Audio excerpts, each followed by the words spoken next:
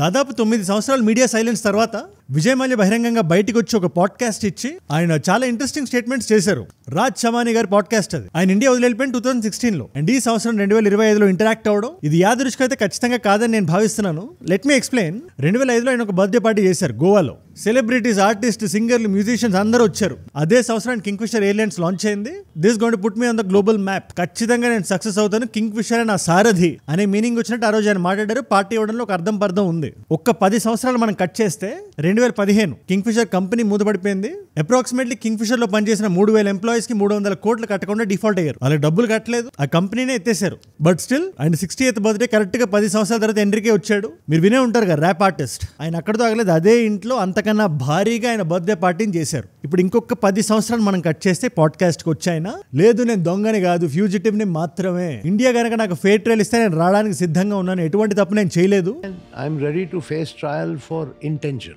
So if they want to convict me for bad intention, I'll fight it. అని ఒక పక్క చెప్తూ కొన్ని కీ స్టేట్మెంట్స్ ఆయన చేశారు. ముందు దాన్ని ఒక్కొక్కటిగా బ్రేక్ డౌన్ చేద్దాం. స్టేట్మెంట్ నెంబర్ 1, భారతదేశానికి సంబంధించిన మినిస్ట్రీ ఆఫ్ ఫైనాన్స్ లో నిర్మలా సీతారామన్ గారు డైరెక్ట్ గా చెప్పారు 14,000 కోట్లు మేము రికవర్ చేశామని. విజయ్ మాల్యాకి సంబంధించిన ప్రాపర్టీస్ 14,000 కోట్లను మేము జప్తు చేసుకున్నాం అన్నారు. బహిరంగంగా బయటకు వచ్చి చెప్పారు కదా. కింగ్ఫిషర్ ఎయిర్లైన్స్ కట్టాల్సిన అప్పు ఇంట్రెస్ట్ తో కలిపి 6,200 కోట్లు, అంతకు 2 కన్నా ఎక్కువ డబ్బులు గవర్నమెంట్ వెనక్కి తీసుకున్నప్పుడు మీడియా అంతా నాకు ఆన్సర్ చెప్పాలని డిమాండ్ చేశారు. ఇన్ఫాక్ట్ ఇదే Vijay Mallya debt recovery tribunal అని ఒక పేపర్ చూపించాడు ఇదే రాజ్ చమానీ పాడ్కాస్ట్ లో. The recovery certificates of the debt recovery tribunal, right? It says recovery certificate 6,203. ఆ పేపర్లో ఏముంది? 14,000 కోట్లు మేము జప్తు చేశాము అని ఉంది. ఇన్ఫాక్ట్ ఈయన టీమ్ ఆఫ్ లాయర్స్ గానీ ఎస్బీఐని కాంటాక్ట్ అవ్వడానికి, ఆ బ్యాంక్స్ ని కాంటాక్ట్ అవ్వడానికి, ఆ లిస్ట్ ఏ డబ్బులు ఎక్కడి నుంచి ఇస్తారు ఇవ్వడానికి అడిగారంట, వాళ్ళు ఇవ్వలేదు అని ఈయన చెప్పారు. పాయింట్ నెంబర్ 2 వస్తున్నా దానికి ఆన్సర్ చెప్దాం క్లియర్ గా. పాయింట్ నెంబర్ 2, నేను నా ఎంప్లాయీస్ కి సాలరీస్ కడదాం అనుకున్నాను, కాకపోతే బ్యాంకులు నన్ను ఆపేసాయి, అందుకోసం నేను కట్టలేదు అని చాలా ఎమోషనల్ అయితే ఆయన మాట్లాడారు. Please release the money to pay the salaries. Court said no.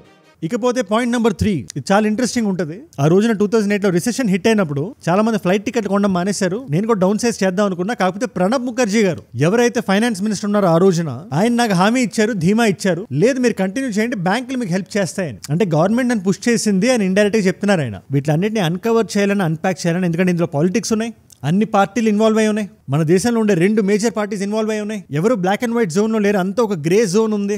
Vijay Mallya version ఒకటి ఉంది, ఇండియన్ గవర్నమెంట్ వర్షన్ ఒకటి ఉంది. మనం మొదటి నుంచి మాట్లాడుకోవడం మొదలు పెట్టాలి, కానీ ఒక సింపుల్ లాజిక్ మాత్రం అందరూ మర్చిపోయారు విజయ్ మాల్యాతో సహా.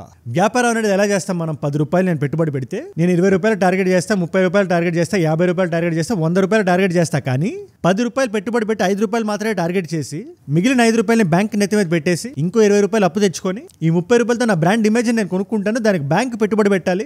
ఇన్ కేస్ నేను కట్టలేకపోయినా, ఆ బిజినెస్ లాసుల్లోకి వెళ్ళినా, $1 బిలియన్ లాస్ వచ్చినా కూడా పెట్టేవేళ సర్దుకొని దేశం బయటికి వెళ్ళి నేను కూర్చొని మాట్లాడతా అంటే ఎలా ఉంటుంది? అది సింపుల్ గా విజయ్ మాల్యా అనే వ్యక్తి చేసింది ఇదే. అది ఎలా అనేది ఈ వీడియోలో మనం మాట్లాడదాం. బిగినింగ్ నుంచి వద్దాం, ఏ సందు కూడా మనం వదలొద్దు, ప్రతిదీ తిరుగుదాం. ఆయన చేసిన విషయాలు ఏంటో, అందులో గ్రే ఏరియా ఏంటో మనం పరిశీలిద్దాం. అండ్ నా సైడ్ నుంచి ఇలాంటి వీడియో మీకు డైలీ వస్తుంది, ఎవ్రీ సింగిల్ డే. మన చుట్టూ జరిగే ప్రతి ఇంపార్టెంట్ టాపిక్ ని అందరికీ అర్థమయ్యే భాషలో, ఎన్ని టెక్నికల్ టర్మ్స్ ఉన్నా దాన్ని సింప్లిఫై చేసి ఒక 15 నిమిషాలు వీడియో చేసి మీ ముందు పెట్టేస్తా. మీలో చాలా మంది చూస్తున్నారు, ఒక నాలెడ్జ్ ఫిల్ లా కన్స్యూమ్ చేస్తున్నారు. మీ వల్ల ఎంత మంది కొత్త వాళ్ళకి రీచ్ అవుతుందో తెలుసా? అలాంటి కొత్త వాళ్ళు మీరు ఒకళ్ళైతే నేను వీడియో పెట్టగానే మీ దాకా రావాలంటే కింద కనబడే సబ్స్క్రైబ్ బటన్ నొక్కి పెట్టేసుకోండి. నొక్కారుగా, డన్. విజయ్ మాల్యా అనే వ్యక్తి రాజ్ చమానీ గారి పాడ్కాస్ట్ లో ఏం మాట్లాడారో మనకు క్లియర్ గా అర్థం కావాలంటే మనం బిగినింగ్ నుంచి మొదలు పెట్టాలి. ముఖ్యంగా మందు కొట్టడం నుంచి, మందు అలవాటు నుంచి. ఇండియాలో మనకి స్వతంత్రం రాకముందు నుంచి గాంధీ గారు ఒకటే మాట అనేవాళ్ళు, అన్నిటికీ అనర్థం మందు మాత్రమే, మందు అనేది ఉండకూడదు, కంప్లీట్ బ్యాన్ అనేది ఉండాలి ఇండియాలో అని. కాకపోతే జరగలేదు. 2-3 స్టేట్స్ లో మాత్రం ఆ టైంలో ఉండేది, బీహార్, గుజరాత్, ఈ స్టేట్స్. మిగతా స్టేట్స్ లో సిగ్నిఫికెంట్ రెవెన్యూ స్టేట్ కి మందు నుంచి రావడం వల్ల అది కంటిన్యూ అయ్యేది. కాకపోతే ఒక టాబూలా చూసేవాళ్ళు.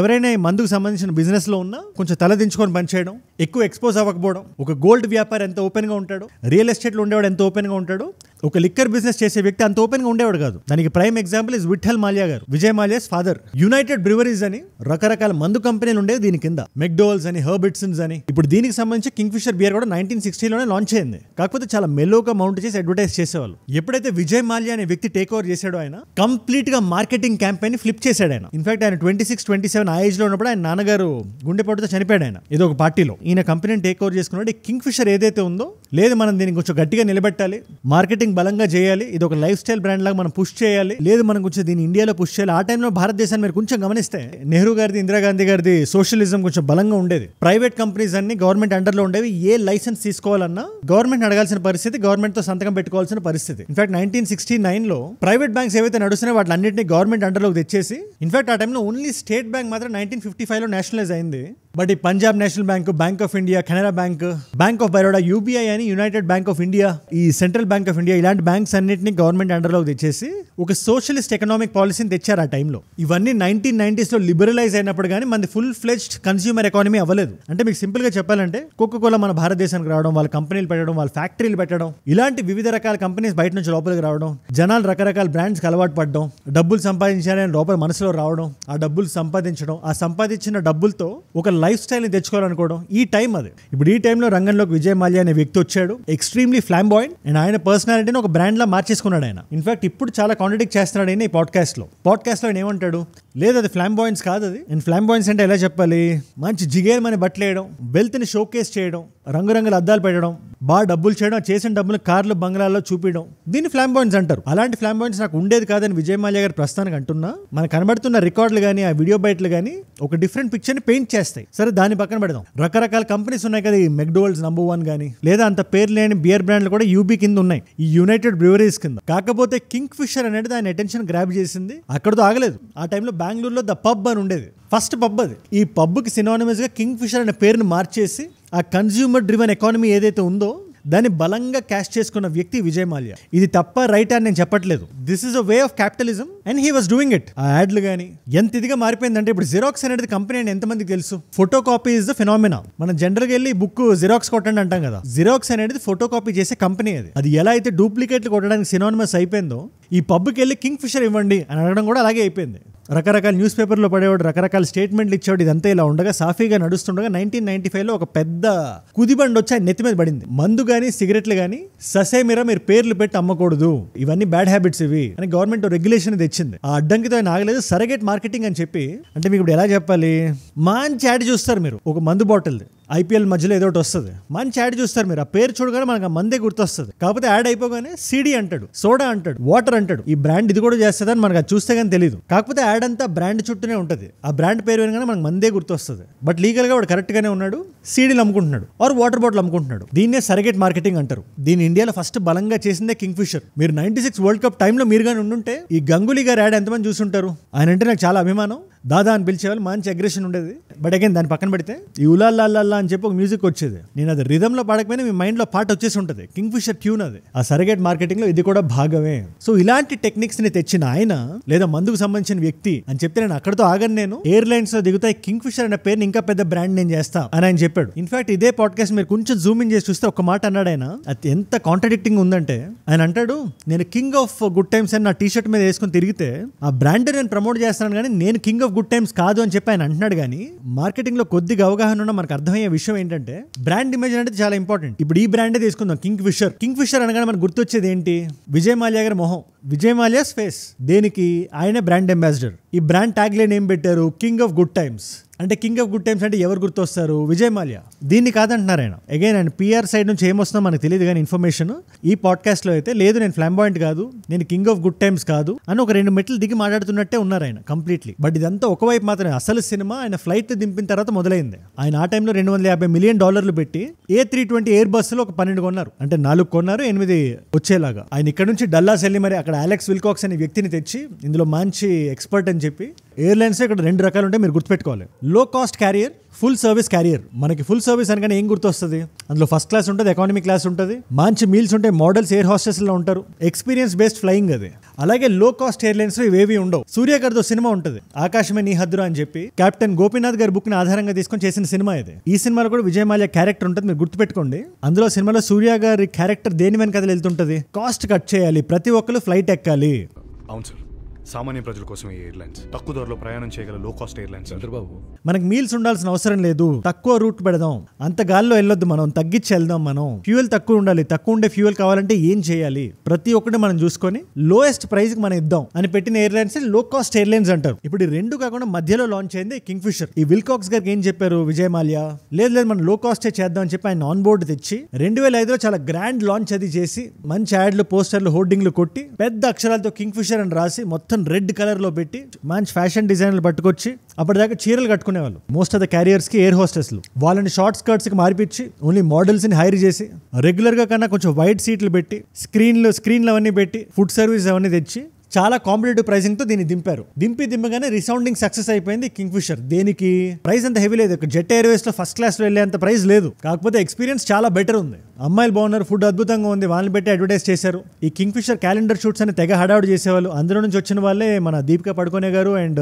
కత్రినా కైఫ్ గారు. వీళ్ళిద్దరు పేర్ల ప్రస్తావన కూడా పాడ్కాస్ట్ లో తెచ్చారు. నా వల్ల ఇలా కెరియర్ నిలబడ్డాయని. అగైన్ దాన్ని పక్కన పెడితే ఇష్యూస్ రావడం ఎక్కడి నుంచి మొదలయ్యాయి అంటే, నేను వీడియో బిగినింగ్ లో ఒక మాట అన్నా, 10 రూపాయలు పెట్టి ఆ ఎక్స్పీరియన్స్ ఇంకా తక్కువ ధరకు అమ్మేసి మార్కెట్ లో కాంపిటీషన్ ని కిల్ చేసి డబ్బులు అవసరం వస్తే ఇంకా అప్పులు తెచ్చుకునేలాగా ఈ విల్కాక్స్ గారిని పట్టుకుని రకరకాల ప్లేసులకు వెళ్ళి A319s, A321s, A325s అక్కడతో ఆగకుండా A380 కూడా తెప్పించారు. చాలా పెద్ద క్యారియర్స్ అవి. అందులో మళ్ళీ ఫస్ట్ క్లాస్, ఎకానమీ క్లాసులు ఇవన్నీ పెట్టి మీకు సంవత్సరం చూసుకుంటే 2005 నుంచి మీకు చిన్న ఎస్టిమేట్ ఇస్తే జాగ్రత్తగా వినండి. 2005లో $13 మిలియన్ అప్పు ఉండేది. 2006 వచ్చేసరికి $98 మిలియన్ డెట్ లోకి వెళ్ళింది. అదే అప్పు 2007లో $243 మిలియన్, 2008లో $238 మిలియన్, 2009లో $3000 మిలియన్, 2010లో $4000 మిలియన్, అంటే $4 బిలియన్. ఇది కేవలం అప్పు మాత్రమే. లాస్లో ఎంత చూసిందో చూస్తారా మీరు? 2005లో $2 మిలియన్ లాస్ ఉంటే అది 2011కి వచ్చేసరికి పెరిగి $1 బిలియన్ లాస్కి వెళ్ళింది. అంటే రోజువారీ ఖర్చులు కూడా దిక్కులేని పరిస్థితి. ఇదే టైంలో రిసెషన్ హిట్ అయింది. జనాలు ఫ్లైట్ టికెట్లు తీసుకోవడం మానేశారు. లోపల ఫ్లైట్ టికెట్ లోపల కూర్చొని వాళ్ళకి సర్వీసులు బాగా ఇస్తున్నారు, కానీ ఆ సర్వీసులు ఇవ్వడానికి డబ్బులు బ్యాంక్ నుంచి తెచ్చుకుంటున్నారు. ఎందుకు? ఈయన బిజినెస్ చేయడానికి రాలేదు కింగ్ ఫిషర్ లోకి, పేరు సంపాదించుకోవడానికి వచ్చారు ఆయన. లేదు విజయ్ మాల్యా అంటే ప్రపంచం అంతా తెలియాలి. ఇన్ఫాక్ట్ ఈ క్యారియర్స్ ఇంటర్నేషనల్ చేసి సింగపూర్ కి, లండన్ కి, న్యూయార్క్ కి డైరెక్ట్ ఫ్లైట్స్ డైలీ పెట్టారు, బెంగళూరు టు లండన్. కాకపోతే సివిల్ ఏవియేషన్ ఆ టైంలో ఒక రూల్ ఉండేది. ఇప్పుడు ఆ రూల్ తీసేశారు, కానీ 5 సంవత్సరాలు ఒక కంపెనీ రన్నింగ్ లో ఉంటేనే ఇంటర్నేషనల్ ఫ్లై అవ్వగలుగుతుంది. వాళ్ళు అప్పుడు పెట్టి 2008కి 3 సంవత్సరాలు అవుతుంది. 2005లో పెట్టారు. సో 2003లో పెట్టిన ఎయిర్ డెక్కన్ ఏదైతే ఉందో ఈ గోపీనాథ్ గారి క్యారియర్స్ ఎయిర్లైన్, దాన్ని భారీ మొత్తంతో డబ్బులు ఇచ్చి కొనేసి $100s of millions ఆ ఎయిర్ క్రాఫ్ట్ అన్ని తెచ్చుకొని అవన్నీ ఏంటి లో కాస్ట్ ఎయిర్లైన్స్ అవి. మళ్ళీ కొత్తగా కింగ్ ఫిషర్ రెడ్ అని దానికి పేరు పెట్టి, రెగ్యులర్ కింగ్ ఫిషర్ ఎయిర్లైన్స్ ఏమో బాగా డబ్బులుండి వెళ్ళేదానికి, ఈ రెడ్ ఏమో లో కాస్ట్. దీనివల్ల ఏమైందంటే ఒక మంచి కన్ఫ్యూజన్ క్రియేట్ అయిపోయింది. అంటే మనకు డబ్బులుండి ఫస్ట్ క్లాస్ టికెట్ పెట్టుకోవాల్సి వస్తే జెట్ ఎయిర్వేస్ ఎక్కుతాం, లేదా స్పైస్ జెట్ ఇండిగో ఎక్కుతాం. ఈ కింగ్ ఫిషర్ ఎయిర్లైన్స్ మాత్రం అటు ఇటు కాకుండా సందట్లో సడేమియ్యేలాగా మధ్యలో కొట్టుమిట్లాడింది. అండ్ బ్యాంకులు అప్పులు ఎందుకు ఇచ్చాయి, ఇన్ని వేల కోట్ల అప్పులు ఎందుకు ఇచ్చాయి అనే డౌట్ మనకు రావడం సహజం, సర్వసాధారణం. ఈ విజయ్ మాల్యా అనే అతను సివిల్ ఏవియేషన్ లో ఉండే లూప్స్ ఎలా అయితే వాడుకున్నాడో, మీకు సింపుల్ గా చెప్పిన అందరికీ అర్థమయ్యేలాగా, సివిల్ ఏవియేషన్ లో మినిస్ట్రీ ఆఫ్ సివిల్ ఏవియేషన్ లో DGCA ఎన్ఫోర్స్ చేస్తుండగా ఈ 5/20 రూల్ ఉంది కదా, మినిమం 5 years ఉండాలని టక్కన వెళ్ళి గోపీనాథ్ గారిని కార్నర్ చేసి మరి కొనేసాడు ఎయిర్ డెక్కన్ ని. అలాగే ఈ గవర్నమెంట్ బ్యాంక్స్ ఉంటాయి కదా ఇండియాలో, వాళ్ళకు ఉండే శాలరీ ఇష్యూస్ వల్ల, మెయింటెనెన్స్ ఇష్యూస్ వల్ల, రెగ్యులేషన్ ఇష్యూస్ వల్ల ఫ్రస్ట్రేట్ అయి ఉన్న ఎంప్లాయీస్ ఎవరైతే ఉన్నారో వాళ్ళకి డబ్బాస్ చూపించి, డోంట్ గెట్ మీ రాంగ్, చాలా వరకు నిజాయితీ పరులు ఉంటారు, బట్ ఎవరైతే నిజాయితీగా లేకుండా ఉంటారో వాళ్ళ పాకెట్లని నింపేసి బ్యాంక్స్ కి రాంగ్ ప్రొజెక్షన్స్ చూపించి, ఇన్ఫ్లేటెడ్ నంబర్స్ అవి చూపించి అప్పులు తెచ్చుకునేవాడు. అందులో one of the major bank is SBI. Almost 1600 కోట్లు తెచ్చుకున్నాడు ఆ బ్యాంక్ నుంచి. అలాగే Punjab national bank, bank of Baroda, అన్నిటిగా important bank is IDBI bank. 2009లో ఆయన తీసుకున్న అప్పు $200 మిలియన్. అంటే ఆ టైంలో సుమారు 800 కోట్ల ఇండియన్ రూపీస్. డైరెక్ట్ గా చూపించాడు రాంగ్ ప్రొజెక్షన్స్ చూపిస్తే, టొరంటోకి సంబంధించిన ఒక third party Veritas investment research అని చెప్పి, అందులో నీరజ్ మోంగా అని చెప్పి పై ఇన్ ద స్కై అని ఒక ఆర్టికల్ రిలీజ్ చేశారు. ఇది దివాలా తీసే పొజిషన్ లో ఉంది, బ్యాంక్రప్సీ దగ్గరలో ఉంది, ఇది వీళ్ళ రియల్ ప్రొజెక్షన్స్. ఆ ఐడియా కూడా ఆయనకి ఎందుకు తట్టింది, ఒకసారి ఆయన ఇండియాకి వచ్చి కింగ్ ఫిషర్ ఎయిర్లైన్స్ లో కూర్చొని ఉంటే, ఫుడ్ ఇంత బాగుంది, సర్వీస్ ఇంత బలంగా ఉన్నాయి, ఫ్లైట్ ఏమో ఖాళీగా ఉంది, జనాలు కొంతమంది ఉన్నారు, ఆ ఫ్లైట్ టికెట్ కూడా చాలా సరసమైన ధరలో ఇస్తున్నారు, మరి ఇంత ఇచ్చి ఎయిర్లైన్ ఎలా సర్వైవ్ అవుతుంది అని తీగలాగితే డొంక కదిలింది. ఇదే వెరిటాస్ రిపోర్ట్ ని విజయ్ మాల్యా అనే వ్యక్తి బయటకు వచ్చి, ఇది తప్పు, ఇది కరెక్ట్ కాదు, ఇది ఇన్ఫ్లేటెడ్ ఫిగర్ ఇది అని చెప్పి మాట్లాడుతున్నాడు. కానీ బ్యాంకులకు ఆయన చేసిన డిఫాల్ట్ గురించి ఎవరు మాట్లాడుతున్నారు? అండ్ ఇంకో ఆర్గ్యుమెంట్ ఉంటుంది ఇక్కడ, అండ్ అసలు డ్రామా ఇక్కడ నుంచే మొదలవుతుంది. ఈ డబ్బులన్నీ అప్పులుగా తెచ్చి ఈ ఎయిర్లైన్స్ లో పెట్టి తక్కువ ధరలకు ఇచ్చి లాస్ అయిపోయి ఇంకొన్ని డబ్బులు తీసుకెళ్లి Formula 1 రేసింగ్ ఒక టీం ఒకటి కొన్నాడు ఆయన. ఇండియా ఫోర్స్ 1 అని ఉంటుంది అనుకుంటా పేరు. అది మొన్నటి వరకు నడిచింది, మొన్న దివాలా ఎత్తేసారు దాన్ని. ఆ ఫండ్స్ మళ్ళీ F1 టీమ్ లోకి డైవర్ట్ చేసి, అంత ఇంత కాదు ఆయన చేసింది. ఈ గోల మొత్తంలో మళ్ళీ IPL టీం ఒకటి కొని, ఇన్ఫాక్ట్ ఈ IPL టీం గురించి, RCB గురించి మాట్లాడుతూ he was very clear, Virat కోహ్లీని నేను పిక్ చేశాను, ఆ టీం ఇవాళ ఇంత బలంగా ఉండడానికి నేనే కారణం. ఒక పక్కేమో కంపెనీ లాస్లో వెళ్తుంది. ఇదంతా 2008, 9, 10, 11 ఆ టైంలో మాట్లాడుతున్నాను నేను. వేల కోట్లు అప్పు ఉంది, తీర్చట్లేదు, ఈయన డిఫాల్ట్ చేస్తున్నాడు. బ్యాంకులు ఫైనల్గా ఇవి నాన్ పర్ఫార్మింగ్ అసెట్స్ అని డిక్లేర్ చేసేసి కోర్టుకు వెళ్ళాయి. ఇప్పుడు ఈ గ్యాప్లో ఏం నడిచింది, ఎవరెవరైతే ఎంప్లాయీస్ ఉన్నారో ఈ కింగ్ ఫిషర్కి సంబంధించి వాళ్ళు ఇంజనీర్లు అవ్వచ్చు, పైలట్లు అవ్వచ్చు, ఎయిర్ హోస్టెస్లు అవ్వచ్చు, గ్రౌండ్ స్టాఫ్ అవ్వచ్చు, ఒక 6-7 నెలల పాటు ఎవరికి ₹1 రాలేదు శాలరీ. అంతేకాదు ఈ క్రూడ్ ఆయిల్ కొనుక్కునే కంపెనీస్ ఉంటాయి కదా, వాళ్ళ క్రెడిట్ లైన్ ని కూడా దాటేసి, అంటే వాళ్ళ అప్పు అనుకోండి, చివరికి వాళ్ళు బయటకు వచ్చి మీరు డబ్బులు ఇస్తే కానీ మేము మీకు ఆయిల్ ఇవ్వం అని చెప్పి అక్కడ ఆయన కార్నర్ చేసి, క్రూడ్ ఆయిల్ ప్రైస్ కూడా తక్కువేం కాదు, $38 ఉండేది $130 వెళ్ళింది అది ఆ టైంలో. ఈయనంతా ఈ గేమ్ అంతా ఆడుతున్న టైంలో. ఇది గేమ్ అని నేను ఎందుకు అంటున్నానంటే, ఆయనకు తెలుసు ఇది రికవర్ అయ్యే వెంచర్ కాదు అని. స్టిల్ బ్రాండ్ ఇమేజ్ కోసం పరిగెట్టాడు ఆయన. కొన్ని 100 ఫ్లీట్ కొనేసాడు, 5 Airbus 380 ఆర్డర్ పెట్టాడు ఆయన. ఒక్కొక్క మోడల్లో కొన్ని 100 క్యారియర్స్ కొని పడేశాడు. ఎటువంటి బిజినెస్ ఫోర్సైట్ లేదు అక్కడ. ఈ విల్కాక్స్ అని ఎక్కడి నుంచో డల్లాస్ నుంచి తెచ్చాడు కదా, ఆయన దెబ్బకు బారిపోయాడు, నాకు సంబంధం లేదు, నన్ను ఇన్వాల్వ్ చేయొద్దని. పాపం వాళ్ళందరూ రోడ్ల మీదకి వచ్చి, వాళ్ళు నెల జీతానికి పనిచేసే వాళ్ళు,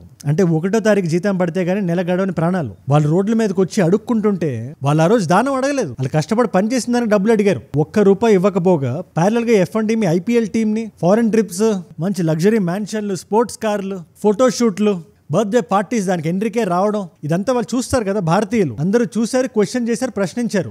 ఎయిర్లైన్ లో పనిచేసిన ఒక ఎయిర్ హోస్టెస్ అన్నారు, ఆవిడ ఇది మమ్మల్ని చూసి మా మొహం మీద నవ్వుతున్నట్టుంది ఆయన, ఆ పార్టీస్ అవన్నీ చేయడం మేము చూస్తుంటే. అలాంటి విజయ్ మాల్యా ఇవాళ బయటకు వచ్చి బ్యాంకులను కట్టనివ్వలేదని చెప్పి మాట్లాడుతున్నాడు ఆయన. బ్యాంకులను ఆపేసే కోర్టులో, కర్ణాటక హైకోర్టులో వాళ్ళు ఎందుకు ఆపారంటే, డెట్ అమౌంట్ పక్కన పెట్టిన పర్సనల్ ఫండ్స్ ఉంటాయి కదా, మీరు IPLకి పెట్టిన డబ్బులు లేదా హాలిడేస్కి పెడుతున్న డబ్బులు, ఆ డబ్బులు రీరూట్ చేయడంలో ఏమొచ్చింది, 300 కోట్లు.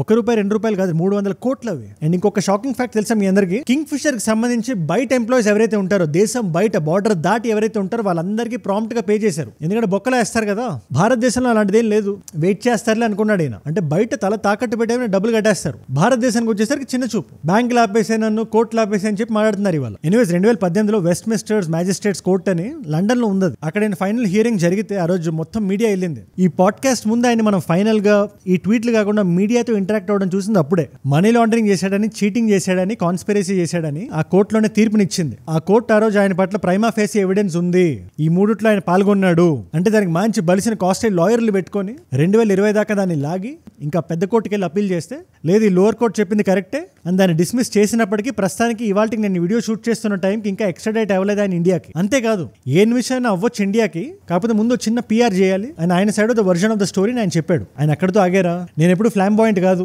కింగ్ ఆఫ్ గుడ్ టైమ్స్ అంటే అది కింగ్ ఫిషర్ది అని చెప్పి గాలి కబుర్లు చెప్తున్నాడు ఆయన.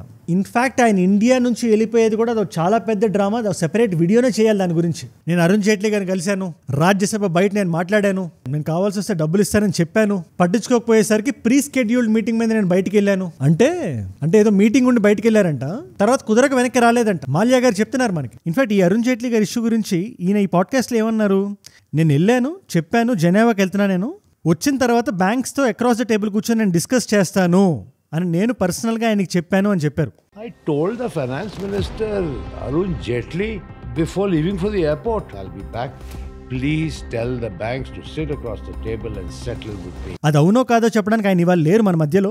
బట్ ఈ పర్టికులర్ పాయింట్ ఏదైతే ఉందో దీన్ని కాంగ్రెస్ పార్టీ హైలైట్ చేస్తుంది. బీజేపీ వాళ్ళకి ముందే తెలిస్తే వాళ్ళు ఎందుకు వదిలారు అని. దీనికి ఆన్సర్ కూడా గవర్నమెంటే చెప్పాలి. బట్ కొన్ని విషయాలు ఇవాళకి మనం క్వశ్చన్ చేయాలి. ఇమిగ్రేషన్ లో కనబడితే పట్టుకోవాలి అని ఒక లుకౌట్ నోటీస్ జారీ చేశారు CBI వాళ్ళు ఈ ఎంటైర్ ఇష్యూ మీద. ఫర్ సమ్ రీజన్ దాన్ని డౌన్ గ్రేడ్ చేసి మరి లేదు పట్టుకోవాల్సిన అవసరం లేదు, ఇంటిమేట్ చేస్తే చాలు అనే స్థాయికి ఎందుకు డౌన్ గ్రేడ్ చేశారు ఇవాళ? ఆయన పారిపోవడానికి అదే కారణం అయింది. పునియా గారని చెప్పి ఆయన కాంగ్రెస్ రాజ్యసభ ఎంపీ అప్పుడు. లేదు నేను ఆయన చూశాను ఆ రోజు, విజయ్ మాల్యా గారు అరుణ్ జైట్లీ గారు మాట్లాడుకున్నారు, నేను తప్పని ప్రూవ్ అయితే నేను రాజీనామా చేస్తా అనే లెవెల్ వరకు ఆయన వెళ్ళిపోయారు. అంతెందుకు సుబ్రహ్మణ్యం స్వామి గారు ట్వీట్ పెట్టారు, CBI ఎందుకు లుకౌట్ నోటీస్ ని డౌన్ గ్రేడ్ చేసింది ఆయన డైరెక్ట్ గా క్వశ్చన్ చేస్తూ ఒక ట్వీట్ వేశారు. అప్పుడు ఇదంతా వీళ్ళందరూ కాదు, నరేంద్ర మోదీ గారు ఉన్నారా, ఈయన డైరెక్ట్ గా విజయ్ మాల్యా గురించి మాట్లాడుతూ బ్యాంక్స్ కి డిఫాల్ట్ చేస్తారు కదా, వాళ్ళ స్క్రూలు నేను టైట్ చేస్తాను, వాళ్ళకి చెమటలు పడుతున్నాయి ఆయన ఒక పక్క మోదీ గారు అంటే, ఈయన కన్నా ఎక్కువ ఫ్రాడ్ చేసిన వాళ్ళు ఎంతో మంది ఉన్నారు కదా. అనిల్ అంబానీ గారు మీకు చాలా పెద్ద ఎగ్జాంపుల్. రిలయన్స్ గ్రూప్ లో 49,000 కోట్లు డిఫాల్ట్ చేశారు ఆయన నెల వదిలేస్తారు మీరు, ఈయన ఒక్కరిని ఎందుకు పట్టుకుంటారు